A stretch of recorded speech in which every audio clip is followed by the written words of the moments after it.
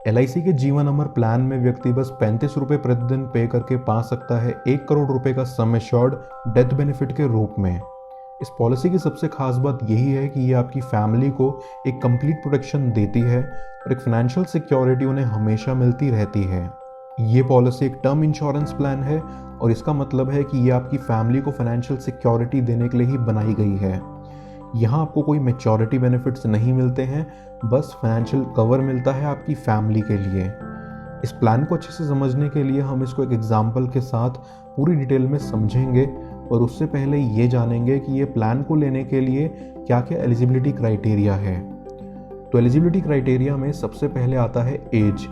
इस पॉलिसी को लेने के लिए जो मिनिमम एज है वो है 18 साल और मैक्सिमम एज है 65 साल, यानी कि एक 18 साल से 65 साल तक का व्यक्ति इस प्लान को ले सकता है। अब नेक्स्ट बात आती है पॉलिसी टर्म की। पॉलिसी टर्म का मतलब है वो समय का ड्यूरेशन जब तक आपकी पॉलिसी चलेगी।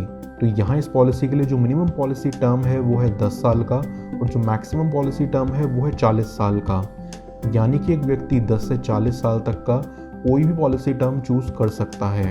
अब बात आती है मैच्योरिटी एज की, यानी कि व्यक्ति जो ये पॉलिसी ले रहा है उसका एज कितना हो सकता है पॉलिसी की मैच्योरिटी के टाइम पे। तो मैक्सिमम एज एट मैच्योरिटी यहाँ दी गई है 80 साल। अगली बात आती है सम एश्योर्ड की।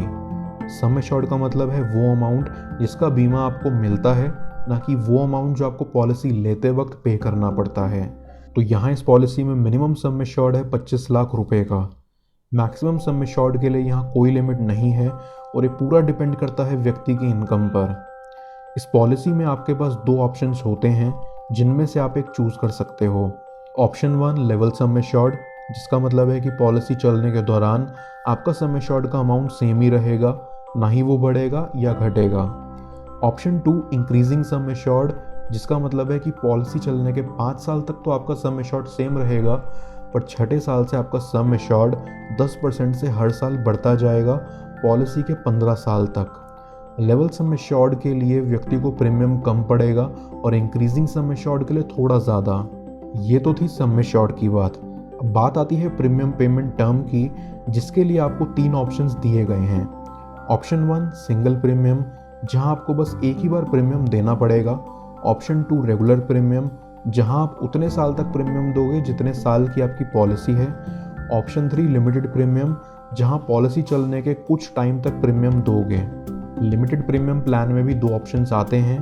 पहला, जहां पॉलिसी टर्म से 5 साल कम प्रीमियम दे सकते हो, ये ऑप्शन है 10 से 40 साल के पॉलिसी टर्म के लिए। दूसरा, जहां पॉलिसी टर्म से 10 साल कम प्रीमियम दे सकते हो, ये ऑप्शन अवेलेबल है 15 से 40 साल के पॉलिसी टर्म के लिए। अब आइए हम इस प्लान को एक एग्जाम्पल के जरिए समझ लेते हैं।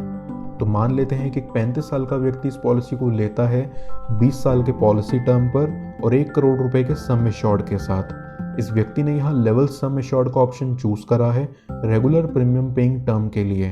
तो यहाँ इस व्यक्ति का प्रीमियम बनेगा 12,744 हर साल, जिसका पर डे अमाउंट आता है लगभग 35 रुपये। इस व्यक्ति के 55 साल के होने पर इस पॉलिसी की मैच्योरिटी हो जाएगी और मैच्योरिटी के टाइम पे उन्हें कोई अमाउंट नहीं मिलता है, क्योंकि ये सिर्फ एक टर्म इंश्योरेंस प्लान है। लेकिन अगर व्यक्ति की पॉलिसी चलते दौरान किसी भी कारणवश डेथ हो जाती है तो उसकी फैमिली को पूरे सम एश्योर्ड का अमाउंट यानी कि 1 करोड़ प्लस मिल जाता है और आगे उन्हें कोई भी प्रीमियम की पेमेंट नहीं करनी पड़ती। इस पॉलिसी का असली मकसद है एक फैमिली को प्रोटेक्शन देना अगर उनके अर्निंग मेंबर की डेथ हो जाए।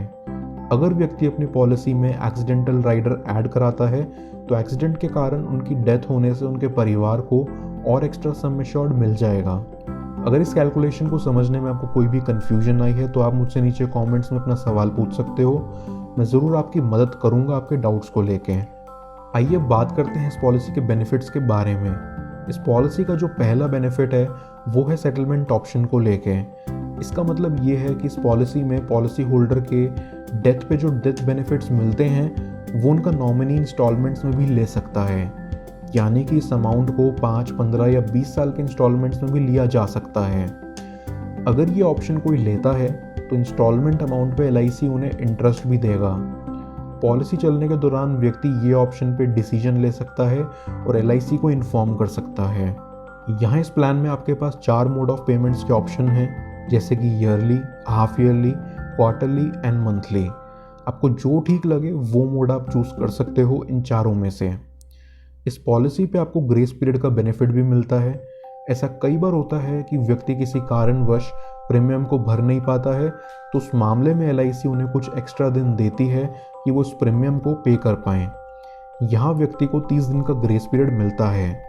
हर एक पॉलिसी की तरह आपको टैक्स बेनिफिट्स भी मिलते हैं, जहाँ आप अपना प्रीमियम टैक्स से घटा सकते हैं, और अगर आपकी इनकम फ्यूचर में बढ़ती है तो टैक्स में मैक्सिमम सेविंग्स आपको मिल जाती है। महिलाओं को ये पॉलिसी लेने पर एक्स्ट्रा डिस्काउंट्स भी मिलते हैं, इसलिए अगर आप चाहें तो इसे अपने घर की किसी भी महिला के नाम पर भी ले सकते हैं। ये थी पूरी जानकारी LIC जीवन अमर प्लान के बारे में। अगर आप जानना चाहते हो कि 20 रुपये प्रतिदिन दे के आप 1 करोड़ का बेनिफिट कैसे पा सकते हो, तो आपकी स्क्रीन पर मौजूद LIC टेक टर्म प्लान की वीडियो ज़रूर देखिए।